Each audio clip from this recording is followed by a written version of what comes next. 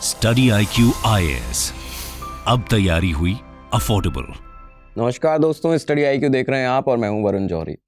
हमने आपको हमारे 2 वीडियोस में राम मंदिर बाबरी मस्जिद का जो डेमोलिशन हुआ था, राम मंदिर का जो निर्माण हुआ, राम मंदिर का जो इतिहास रहा, इन सब के बारे में सब कुछ बता दिया है। पहले वीडियो में हमने आपको बताया 1528 से लेके 2024 तक की पूरी हिस्ट्री, पूरा इतिहास राम मंदिर बाबरी मस्जिद विवाद का, साथ में राम मंदिर का जो इतिहास रहा है वो भी आपको बताया। दूसरे वीडियो में आपको बताया किस तरह से बाबरी मस्जिद का जो डेमोलिशन केस था उसका क्या हुआ, और साथ ही साथ जो राम मंदिर का मुद्दा था वो कैसे एक आंदोलन में तब्दील हुआ, कैसे एक मूवमेंट बना। ये सब कुछ आपको हम बता चुके हैं, लेकिन आप ही के कमेंट सेक्शन में जाके आपके जो कमेंट्स आए, उसके बाद आपके जो मैसेजेज आए, उन मैसेजेस से हमें एक टॉपिक मिला, और वो टॉपिक है कि राम मंदिर बाबरी मस्जिद का ये जो मुद्दा चला आ रहा था, जो मंदिर मस्जिद विवाद था, उससे भारत में क्या तनाव पैदा हुआ, उसके बारे में एक वीडियो बनाई है। तो इसी मुद्दे पर, इसी सब्जेक्ट पर आज एक वीडियो आपके लिए हाजिर है।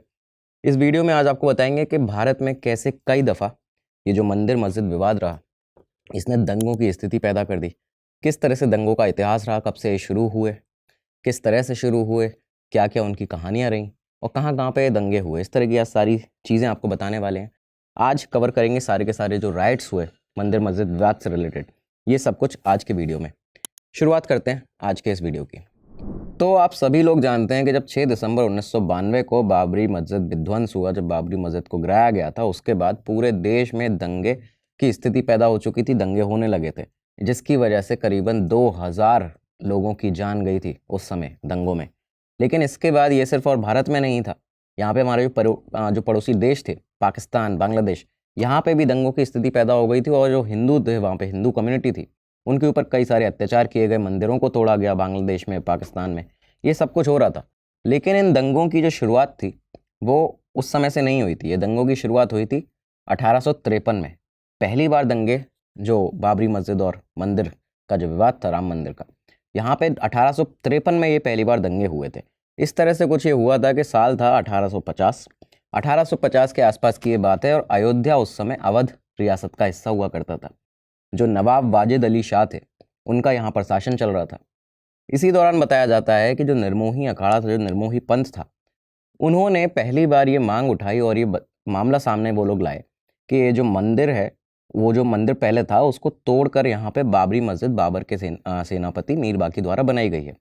जब से उन्होंने ये जो बाबरी मस्जिद थी, इसके ऊपर ये सवाल उठाया कि यहाँ पे पहले मंदिर हुआ करता था और मस्जिद तोड़कर बनाया गया है, इसके बाद में जो मुस्लिम पक्ष था वो भी मुखर तरीके से सामने आ गया।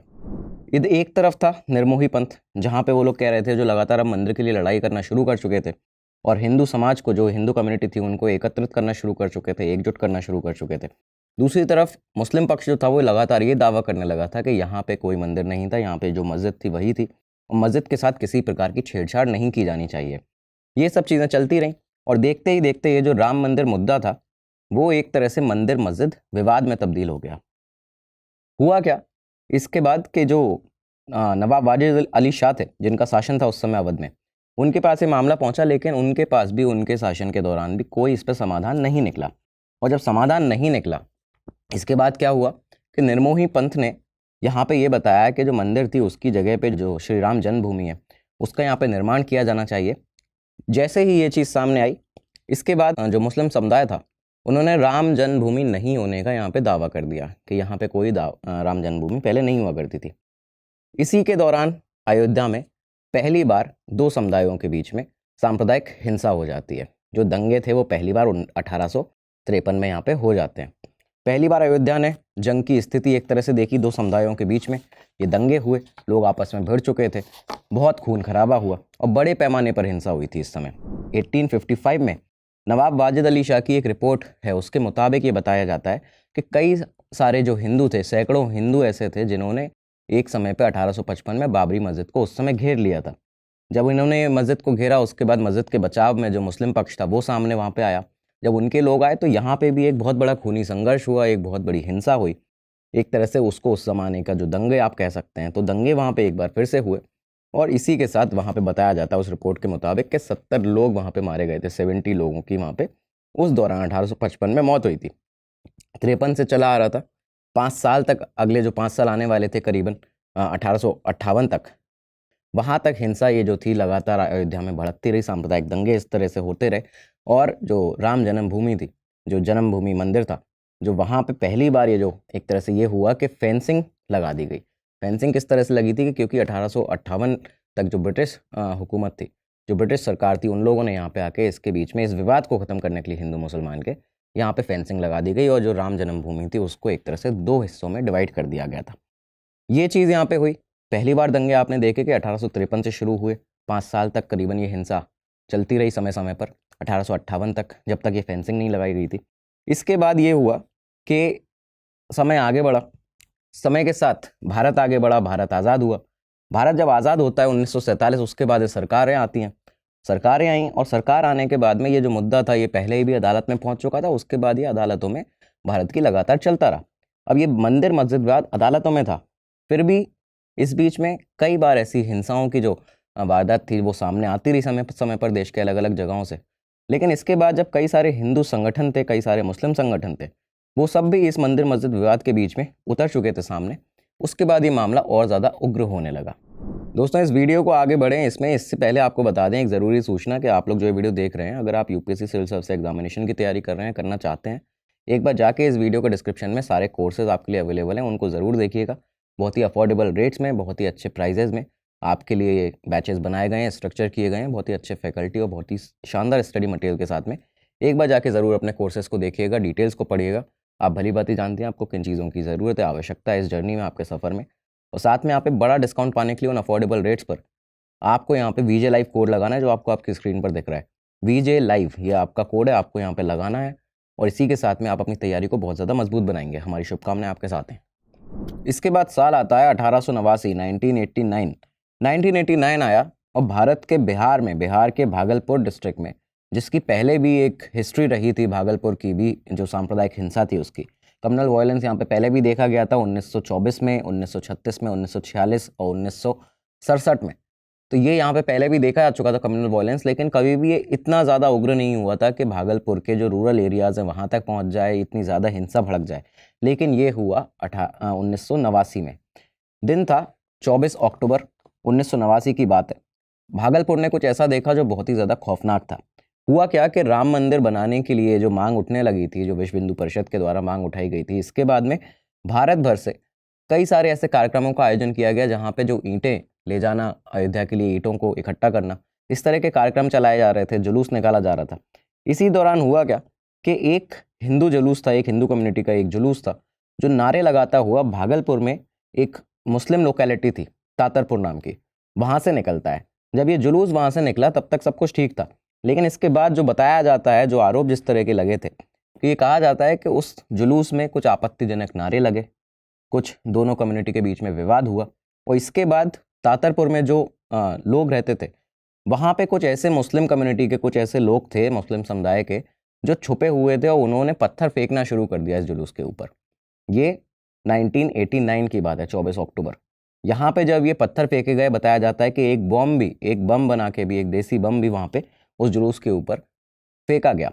जैसे ही ये फेंका गया, इसके बाद में ये खबर पूरे में फैल गई कि कई सारे हिंदुओं की यहाँ पे मौत हो गई है, उसमें उस जुलूस में दंगे हो चुके हैं। और इसके बाद ये जो खबर जो फैली उसने दंगों का यहाँ पे रूप ले लिया। दंगों का रूप इस तरह से लिया गया कि आप ये देखिए कि भागलपुर में सब जगह हिंसा फैल गई, उस डिस्ट्रिक्ट के अंदर, वहाँ के रूरल एरियाज़ तक वो हिंसा फैल गई थी। हालांकि ये जो जुलूस निकलना था उसका जो रूट था वो पहले से तय नहीं था, जो बाद में क्लेम भी किया गया कि पुलिस एडमिनिस्ट्रेशन के द्वारा जो रूट था वो पहले से तय नहीं था, लेकिन उसके बावजूद वो वहाँ से जुलूस निकाला गया और पुलिस ने भी इस पर बीच में आके कोई एक्शन नहीं लिया। जुलूस तातरपुर से नहीं निकलना था, जो ऑफिशियली रूट सैंक्शन हुआ था उसमें वो एरिया नहीं आता था, लेकिन बावजूद इसके जुलूस वहाँ से निकाला गया। उसके बाद में हिंसा भड़की। अब यहाँ पे हुआ क्या, जब हिंसा भड़की तो बताया जाता है कि 24 अक्टूबर से 27 अक्टूबर तक, इन 3 दिनों तक हिंसा इस तरह से उग्र हो चुकी थी कि यहाँ पे आर्मी को बुलाना पड़ा भागलपुर के अंदर। आर्मी को तैनात किया गया, एक सेफ्टी कवर दिया गया। सेफ्टी कवर देने के बाद यहाँ पे कुछ दिन तक ये जो हिंसा थी, ये 3 दिन तक जो शांत नहीं हो रही थी, इसके बाद ये 27 अक्टूबर को थोड़ा शांत होती है। शांत होने के बाद जो मुस्लिम कम्युनिटी के जो कुछ लोग थे वो अपने एक चंदेरी में, एक जगह है चंदेरी वहाँ पे भागलपुर में, वहाँ पे एक घर के अंदर छुप गए थे। बताया जाता है कि एक घर के अंदर कई सारे ऐसे मुस्लिम लोग थे जो कि वहाँ पे छुप चुके थे, क्योंकि जो दंगाई बाहर घूम रहे थे, जो लोग वहाँ पे घूम रहे थे, अटैक करने के लिए अटैकर्स, उनसे बचने के लिए ये लोग यहाँ छुपे हुए थे। लेकिन इसके बाद में क्या हुआ कि जैसे ये सिक्योरिटी कवर जो आर्मी का था वो जब हटा, तो इसके बाद बताया जाता है कि यहाँ पे उन लोगों को एक उस घर के अंदर वहाँ पे उन मुस्लिम कम्युनिटी के लोगों को मार दिया गया। इन लोगों को यहाँ पे मार दिया जाता है। इसके साथ ही यहाँ पे बताया जाता है कि 70 लोगों की यहाँ पे मौत हुई थी उस एक रात में। 70 लोगों की यहाँ पे मौत हुई जैसे ही सिक्योरिटी कवर हटा। इसके बाद जो कई इलाके थे, तिमोनी, परबत्ती, यहाँ पे जो मुस्लिम फैमिलीज रहती थी उनको अपने घर छोड़ छोड़ के जाने पड़े। कई सारे घरों को लूट लिया गया और साथ में बताया जाता है कि वहाँ पे आग लगा दी गई उन घरों में। इसके बाद बताते हैं कि जो दंगाई थे उन्होंने कई सारे लोगों को यहाँ पे मारा और ये हिंसा दोनों तरफ से हो रही थी, हिंदू मुस्लिम दोनों पक्षों से ये हिंसा लगातार चल रही थी।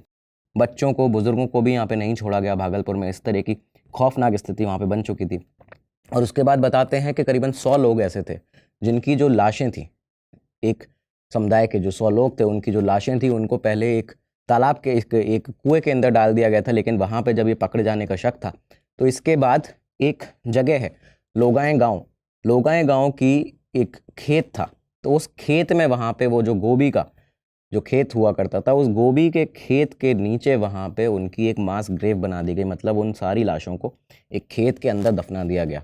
ये जो लोगाएं गांव की गोभी और ये जो गोभी के खेत एक बहुत ही फेमस, एक बहुत ही ऐसा नैरेटिव बन चुका है जहाँ पे लोग कई बार इसको तंज कसने के लिए भी यहाँ पे इसका इस्तेमाल करते हैं। और ये एक बहुत काला धब्बा एक तरह से हमारे हिंदू समाज और हमारे मुस्लिम समाज के लिए कि यहाँ पे इस तरह की हिंसा हुई थी, भारत के लिए एक बड़ा एक तरह से ये काला धब्बा बन के रह गया है। तो वहाँ पे जो गोभी के खेत थे उनके अंदर करीबन 100 डेड बॉडीज़ को वहाँ पे गाड़ दिया गया था। इस तरह की हिंसा भागलपुर ने उस समय देखी थी। ये जो वायलेंस रहा ये कंटिन्यू हुआ लगातार नवंबर तक, करीबन 1 महीने पूरा ये जो हिंसा थी ये चली। बताया जाता है कि आसपास के 195 ऐसे गांव थे जहां तक ये हिंसा फैल गई थी। पूरे रूरल एरियाज़ में भागलपुर के वहाँ पे हिंसा फैल गई थी। और बताते हैं कि जो ऑफिशियल जो सोर्सेज हैं उनसे जो डेथ का टोल आता है वो बताया जाता है 1070 लोगों की यहाँ पे मौत हुई थी भागलपुर में उस 1 महीने के अंदर उन दंगों में। लेकिन जो अनऑफिशियल रिकॉर्ड बताया जाता है कि जिसमें बताते हैं जो सोर्सेस के 1070 लोगों से ज़्यादा की मौत हुई थी, वो बताते हैं कि ये आंकड़ा करीबन 2000 तक पहुंच चुका था भागलपुर में उस 1 महीने के अंदर, जिन लोगों को यहाँ पे अपनी जान गंवानी पड़ी। इसके बाद स्टेट गवर्नमेंट जो थी उस समय बिहार की, वो कांग्रेस पार्टी की थी। कांग्रेस पार्टी को रिस्पॉन्सिबल इसमें बताया गया कि उन्होंने इनएक्शन किया, यहाँ पे उन्होंने ठीक समय पे एक्शन नहीं लिया, उनका जो नेग्लिजेंस था वो यहाँ पे सामने आया। और इसने बिहार की जो एक तरह से कहा जाए कि एक सोशल फैब्रिक होता है किसी स्टेट का, उसको बहुत ज़्यादा क्षति पहुँचाई थी। हुआ क्या, इसके बाद 2005 में नीतीश कुमार की जब सरकार आई, उन्होंने एक उसके लिए कमीशन बनाया, एक नया कमीशन बनाया गया, इंक्वायरी कमीशन, जिसमें जस्टिस NN सिंह के अंडर वो कमीशन आता था। जस्टिस NN सिंह ने ये रिकमेंड किया, एक्शन लेते हुए उन्होंने ये जो एक्शन लिया था, उन्होंने 125 IAS और IPS ऑफिसर्स पे एक्शन यहाँ पे लिया था। साथ ही साथ में कांग्रेस सरकार के ऊपर भी यहाँ पे निशाना साधा था, उनके ऊपर भी पॉइंट आउट किया गया था। 125 IAS और IPS अफसर को यहाँ पे उनके ऊपर एक्शन लिया गया। लेकिन ये सब जो दंगे थे ये 89 तक अभी थमने वाले नहीं थे। इसके बाद ये और आगे बढ़ता है मामला। ये जो मंदिर मस्जिद विवाद था ये और आगे बढ़ा। 3 साल बीते। 3 साल के बाद में 1992 आता है। 1992 आप सभी जानते हैं, 6 दिसंबर 1992 को बाबरी मस्जिद को यहाँ पे ढहाया गया, विध्वंस हुआ। उसके बाद देश के कई राज्यों में, एक तरह से मान लीजिए कि देश के हर राज्य में यहाँ पे जो तनाव का माहौल था वो बढ़ चुका था। सांप्रदायिक हिंसा हो रही थी, कम्युनल वायलेंस चल रहा था, लाखों करोड़ों की प्रॉपर्टी को नुकसान पहुंचा दिया गया। करीबन जो आंकड़ा बताया जाता है वो 2000 लोगों की उन दंगों में जान गई थी जो बाबरी मस्जिद को ढहाने के बाद देश में हुए अलग अलग राज्यों में।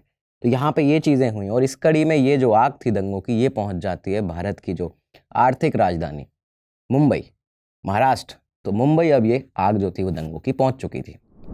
जब ये आग दंगों की मुंबई पहुँची, इसके बाद में मुंबई में दिसंबर से जनवरी तक, इस पूरे 1 महीने तक, दिसंबर 92 से जनवरी 1993 तक दंगे भड़के। और ये 2 फेजेज में दंगे हुए थे। पहले बताया जाता है कि जो बाबरी मस्जिद डेमोलिशन के बाद में जो दंगे हुए, जो कि चले थे आपके 6 दिसंबर से लेकर जब बाबरी मस्जिद का विध्वंस हुआ वहाँ से 10 दिसंबर तक, तो ये 4 दिन तक 5 दिन तक जो दंगे चले मुंबई में वो हुआ। उसके बाद वहाँ पे बताया जाता है कि इन दंगों में करीबन 227 लोगों की जानें गई थी जो मुंबई में उस समय दंगे हुए थे। और ये एक ऐसे शहर में दंगे हो रहे थे जो कि जानी जाती है अपने एक तरह से वो शहर जहाँ पे अलग अलग रीजन से आए हुए, अलग अलग क्षेत्रों से, राज्यों से आए हुए लोग, अलग अलग धर्मों के लोग एक साथ रहते थे 92-93 तक। लेकिन इसके बाद में ये वो समय आ चुका था जब यहाँ पे लगातार दंगे हो गए। इस तरह से मुंबई ने कभी खुद को इमेजिन ही नहीं किया था, उस शहर के लोगों ने खुद को ये नहीं सोचा था कि यहाँ पे भी ऐसी हिंसा भड़क सकती है, यहाँ पे ये चीज़ होती है। इसके साथ ही यहाँ पे क्या हुआ कि ये दंगे बड़े कैसे, पहला फेज़ था कि जो 6 दिसंबर से 10 दिसंबर तक चला, लेकिन इसके बाद सडनली करीबन 1 महीने के बाद ही 6 जनवरी का वो दिन था। 6 जनवरी को ये हुआ कि एक एरिया है वहाँ का डोंगरी, पिथौनी और धारावी, ये वो एरियाज़ हैं जहाँ पे दंगे अचानक से फिर से उग्र होने लगे। ये सेकंड फेज़ दंगों का शुरू हो चुका था। ये हुआ कैसे कि 2 मराठी वर्कर्स थे जो सामान लोड करने वाले जो कुछ वर्कर्स थे, तो वो मराठी थे और उन दोनों को यहाँ पे डोंगरी के अंदर चाकू मारकर उनकी मौत कर दी जाती है, उनको मार दिया जाता है। इसके बाद में क्या होता है कि ये इस तरह के कुछ इंसिडेंट सामने आए कि जब कोई भी हिंदू कम्युनिटी का कोई भी शख्स जो निकलता था उस रास्ते से, वहाँ पे उनको गलियों में, रास्ते में उनको चाकू मार दिया जाता था, उनको मार डाला जाता था। इस तरह की चीज़ें सामने आई। इसके बाद ये जो हिंसा थी वो एक बार फिर से उग्र होने लगी, दोनों कम्युनिटी के बीच में फिर से तनाव का माहौल आ गया। और अगले दिन के अंदर, करीबन इन 2 दिनों के अंदर बताया जाता है कि जितने भी लोग वहाँ से निकले, 55 ऐसे लोग थे जिनको वहाँ पे इस तरह से उनके ऊपर हमला करके मार दिया गया था। जो भी वहाँ से हिंदू कम्युनिटी का इंसान निकलता था उसको वहाँ पे मार दिया जाता था। ये चीज़ें सामने आती हैं। इसके बाद में जब ये 2 मराठी वर्कर्स थे जिनकी यहाँ पे इस तरह से डोंगरी में जिनको मारा गया था, तो यहाँ पे बताते हैं कि इसको या तो ये इंटर यूनियन राइवलरी थी या फिर ये कुछ प्रोवोकेटिव ऐसे एजेंट्स थे जिनका ये एक्ट था जो सांप्रदायिक हिंसा फैलाना चाहते थे। लेकिन यहाँ पे पुलिस जो थी उसने भी, जो किलर्स थे, जो आरोपी थे, उनको नहीं वो पकड़ पाई वहाँ पे महाराष्ट्र की पुलिस। 7 जनवरी 1993 की रात को जोगेश्वरी में बताया जाता है 9:10 का समय था जब 5 लोगों को जिंदा जला दिया गया। ये एक और घटना सामने आती है। और इसके बाद सामने आता है एक और हॉरिफिक इंसिडेंट जो कि हुआ था अगले दिन 8 जनवरी को राधाबाई चौल में। राधाबाई चौल का एक इंसिडेंट आता है जहाँ पे 6 हिंदुओं को जिंदा जला दिया गया। उसके साथ में एक सुलेमान बेकरी का इंसिडेंट सामने आ जाता है कि सुलेमान बेकरी के अंदर 9 मुस्लिम कम्युनिटी के लोग थे, उनको यहाँ पे मार दिया गया। और इसमें आरोप लगाए जाते हैं कि पुलिस भी इसमें शामिल थी। तो ये सारी चीज़ें जब सामने आई तो ये जो दंगे थे, ये 2 फेज़ में जो मुंबई में हो रहे थे, ये लगातार भड़के। पहले एक फेज़ था जो 6 दिसंबर से चला था 10 दिसंबर तक। उसके बाद में ये दंगे, जो दूसरा फेज़ था, वो आया 6 जनवरी से लेकर 20 जनवरी तक। करीबन ये 14 दिनों तक ये दंगे फिर से मुंबई में भड़क चुके थे। ये दंगे भड़के यहाँ पे, और बताया जाता है कि इन राइट्स में जो टोटल जो मुंबई राइट्स जिनको आप जानते हैं, उसमें 900 लोगों की जान गई, करीबन 2000 लोग जो थे वो घायल हुए। और बताया जाता है कि करीब 10,000 लोग ऐसे थे जो कि डर का माहौल होने की वजह से, तनाव का माहौल होने की वजह से उनको अपने घर बार छोड़ के जाना पड़ा। ये होता है दंगों में कि जब कई लोगों की जान जाती है, आम आदमी को अपने डर का माहौल की वजह से अपना घर छोड़ना पड़ता है, खौफ का, एक तनाव का इस तरह का माहौल रह जाता है पूरे एरिया में, पूरे शहर के अंदर। तो ये सब चीज़ें यहाँ पे मुंबई ने देखी, जिसने मुंबई का जो एक सोशल फैब्रिक था, एक जो उसकी इकोनॉमिक ग्रोथ जो हो रही थी धीरे धीरे, उसके ऊपर बड़ा इफेक्ट डाला। और ये उस शहर के लिए बहुत बड़ी चीज़ थी जो कि अपनी गरीबी से, अपने क्राइम से, अपने अनएम्प्लॉयमेंट से लगातार उस समय जूझ रहा था। इसके बाद आप सभी जानते हैं कि क्या हुआ। जब दंगे हुए, कई मुस्लिम कम्युनिटी के लोगों के दफ्तर, उनके घर जला दिए गए, कई हिंदू कम्युनिटी के लोगों को मारा गया। तो यहाँ पे इसके बाद में होते हैं मुंबई 1993 के बॉम्ब ब्लास्ट। ये बॉम्ब ब्लास्ट क्यों हुए थे? क्योंकि एक ऐसा ही स्मगलर था, टाइगर मेमन, जिसका जो दफ्तर था वो जला दिया गया था। उसके बाद दाऊद इब्राहिम के और आईएसआई के साथ मिलकर, ये जो इस पर हम डिटेल एक एपिसोड आपके लिए बनाएंगे 93 बॉम्ब ब्लास्ट के लिए, और बहुत जल्दी एपिसोड आने वाला है। तो यहाँ पे ये जो बॉम्ब ब्लास्ट थे ये कराए जाते हैं, जिसको टारगेट ही इसलिए किया गया था, आईएसआई ने इस मौके का फ़ायदा उठा के, कि भारत के अंदर सामुदायिक हिंसा का फ़ायदा उठा के यहाँ पे टेरर अटैक कराया जाए। तो यहाँ पे इसके बाद 1993 के बॉम्ब ब्लास्ट होते हैं, जिसमें करीबन 13 ऐसे ब्लास्ट थे जो कि उन 2 घंटे 10 मिनट के समय के बीच में बॉम्बे ने देखे, और वो खौफनाक मंजर वहाँ पे छा चुका था। इसके बाद जो स्टेट की महाराष्ट्र गवर्नमेंट थी, महाराष्ट्र गवर्नमेंट ने इस दंगों को देखते हुए एक जुडिशियल कमीशन बनाया था जनवरी 25, 1993 में ही। इन दंगों के बाद करीबन 20 जनवरी तक ये जो दंगे चले थे, इसके 5 दिन बाद ही 25 जनवरी 1993 को एक कमीशन बनाया गया justice B N Srikrishna द्वारा।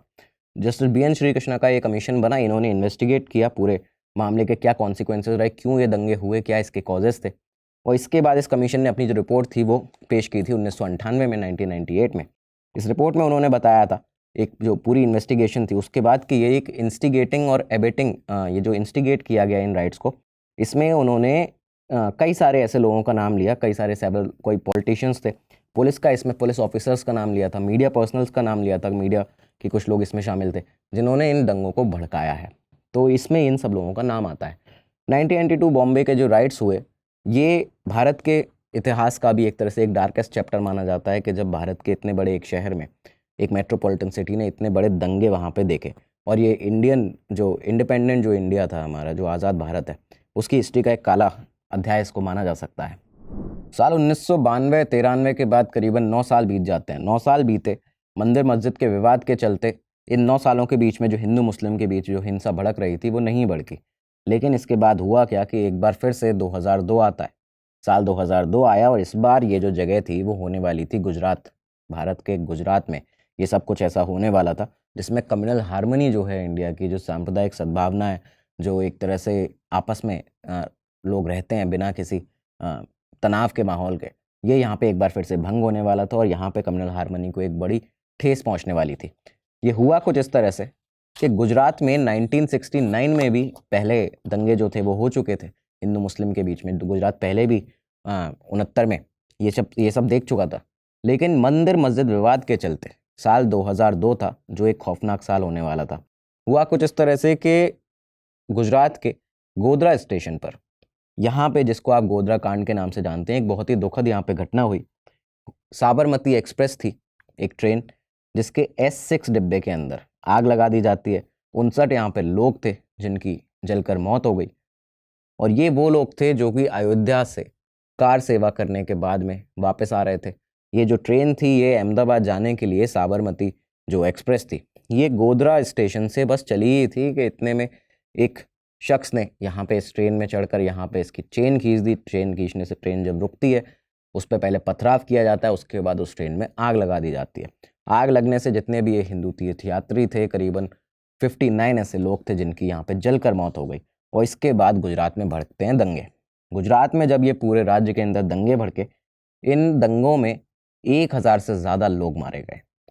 1000 से आप सोच सकते हैं कि 1000 से ज़्यादा लोग एक दंगे के अंदर मारे जाते हैं एक राज्य के अंदर। इसके बाद में बताया जाता है कि गोधरा कांड के अगले ही दिन 28 फरवरी को अहमदाबाद की गुलबर्ग हाउसिंग सोसाइटी थी, वहाँ पे जो लोग थे वहाँ पे उनको मारा जाता है। कई सारे ऐसे लोग थे जहाँ पे बेकाबू जो भीड़ थी उसने वहाँ पे हमला कर दिया। 69 लोगों की वहाँ पे डेथ हुई, 69 लोगों को वहाँ पे मारा गया, उनकी हत्या की गई। और इन मरने वालों के बीच में कांग्रेस के एक पूर्व सांसद भी थे, एहसान जाफरी। कांग्रेस के पूर्व सांसद जो गुलबर्ग सोसाइटी में, हाउसिंग सोसाइटी में रहते थे, वहाँ पे उनको मारा गया। ये सब चीज़ें यहाँ पे होती हैं। और इन दंगों के बाद राज्य में जो हालात थे वो काफ़ी ज़्यादा बिगड़ चुके थे। इसके बाद तीसरा दिन जो इन दंगों का था वो इतना भयावह हो चुका था उस समय तक मंजर पूरे गुजरात राज्य का कि यहाँ पे सेना को उतारना पड़ा राज्य के अंदर।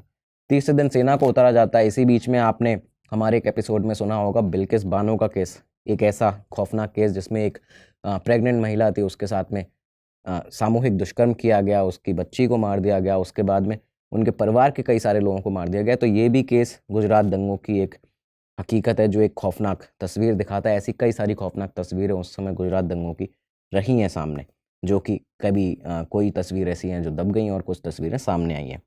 गुजरात दंगों की इस सांप्रदायिक हिंसा में 1000 लोगों की यहाँ पे जान गई। इसके बाद में यहाँ पे एक कमीशन बिठाया गया। उस समय दरअसल जो CM थे वो नरेंद्र मोदी थे गुजरात के। इस समय मार्च 2002 में गुजरात दंगों की जांच के लिए नानावटी शाह आयोग, नानावटी शाह कमीशन जो था उसको बनाया जाता है। हाई कोर्ट के रिटायर्ड जज KG शाह और सुप्रीम कोर्ट के रिटायर्ड जज GT नानावटी, इन दोनों को इसका सदस्य बनाया गया था, हेड बनाया गया था। और इन दोनों ने अपनी जो रिपोर्ट थी उसका पहला हिस्सा सितंबर 2008 में यहाँ पे पेश किया। इसमें उन्होंने ये बताया कि गोधरा कांड जो था, जो ट्रेन में आग लगाई गई थी, ये एक सोची समझी साजिश थी, ये एक सोचा समझा कृत्य था जिसकी वजह से ये हुआ है गोधरा कांड। और इसके बाद नरेंद्र मोदी जो थे उस समय जो CM थे गुजरात के, उनको और बाकी जो मंत्री थे, जो वरिष्ठ अफसर थे, उनको यहाँ पे क्लीन चिट दे दी जाती है।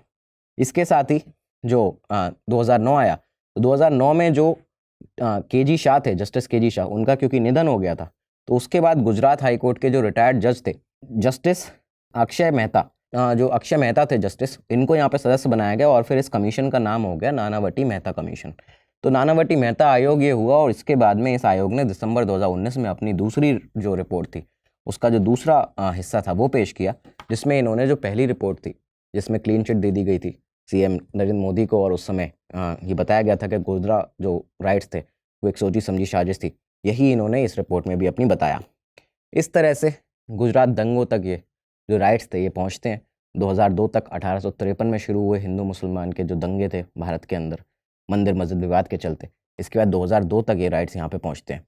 और इसी के साथ में आप ये देखिए कि सिर्फ ये राइट्स नहीं, दो कम्युनिटीज़ के बीच में जो राइट्स भारत में हुए हैं ये 1969 में हुए। गुजरात के अंदर जो पहले दंगे हुए थे उसमें करीबन 660 लोगों की जान गई थी। 1984 में भिवंडी में, महाराष्ट्र के भिवंडी में जो राइट्स हुए थे उसमें करीब 278 लोगों की जानें गई थी। 2013 में मुजफ्फरनगर में जो राइट्स हुए थे इन दोनों ही कम्युनिटीज़ के बीच में, उसमें 60 लोगों की जान गई थी। और दिल्ली 2020 के जो राइट्स हुए थे उसमें 53 लोगों की जान गई थी। कम्युनल वायलेंस जो है, जो सांप्रदायिक हिंसा होती है, ये एक काला धब्बा होता है और ये देश के ऊपर एक बड़ा सवाल छोड़ जाता है। इससे कई सारी चीज़ें होती हैं राइट से। एक जगह का माहौल बिगड़ता है, डर का माहौल पैदा हो जाता है, लोगों के लिए, फ्यूचर जनरेशन के लिए एक ट्रॉमा बन जाती हैं ये चीज़ें। जिन लोगों ने उसको झेला होता है उनके लिए एक ट्रॉमा बन जाता है। इंफ्रास्ट्रक्चर का नुकसान होता है, देश की तरक्की का नुकसान होता है, डर का माहौल हो जाता है। और इन सब चीज़ों के चलते इसके बाद में जो राइट्स जब होते हैं तो इसके बाद कानूनी कार्रवाई होती हैं, कई राजनीतिक लोगों को इससे फ़ायदे होते हैं, कईयों को नुकसान होते हैं, दो कम्युनिटीज़ के बीच में नफ़रत फैल जाती है, ओवरऑल जो माहौल है वो बिगड़ता है। और इन सब में सबसे बड़ा जो नुकसान होता है वो हमेशा एक आम आदमी का होता है। तो दोस्तों ये था आज का एपिसोड जिसमें आपको जो दंगे, जो तनाव का माहौल मंदिर मस्जिद विवाद के चलते देश में रहा है, जिसकी वजह से कितने जो दंगे हुए हैं वो आपको बताया, साथ ही साथ में जो ब्लास्ट हुआ 1993 मुंबई उसके बारे में भी आपको बताया। डिटेल एपिसोड 1993 ब्लास्ट पे जल्दी आने वाला है, लेकिन ये जो एपिसोड है इसमें आपको पता चल गया होगा कि किस तरह से जो राइट्स भारत में हुए, जो आपकी एक फरमाइश थी कि इस पर एक वीडियो कीजिए, आज आपके लिए वीडियो लेकर हम हाजिर थे। उम्मीद है आपको वीडियो पसंद आया होगा। एक बार जाकर डिस्क्रिप्शन में इस वीडियो के सारे अपने कोर्सेज़ को ज़रूर देखिएगा, वहाँ पे आपको सब डिटेल मिल जाएंगी। एक बार जाके उन कोर्सेज़ को देखिए, उसके बाद में वहाँ पे आपको जो कोड है VJ Live वो लगाना है। आप अपनी तैयारी को मजबूत बनाएंगे, एक बड़ा डिस्काउंट पाएंगे। अब मिलेंगे अगले एपिसोड में। अपने कमेंट्स, अपनी जानकारी, जो आपके सवाल हैं वो भी आप बता सकते हैं, हमारे सोशल मीडिया हैंडल्स पर जुड़ सकते हैं। तब तक के लिए दीजिए इजाज़त, मिलते हैं अगले एपिसोड में। नमस्कार, धन्यवाद, जय हिंद। स्टडी IQ IAS, अब तैयारी हुई अफोर्डेबल।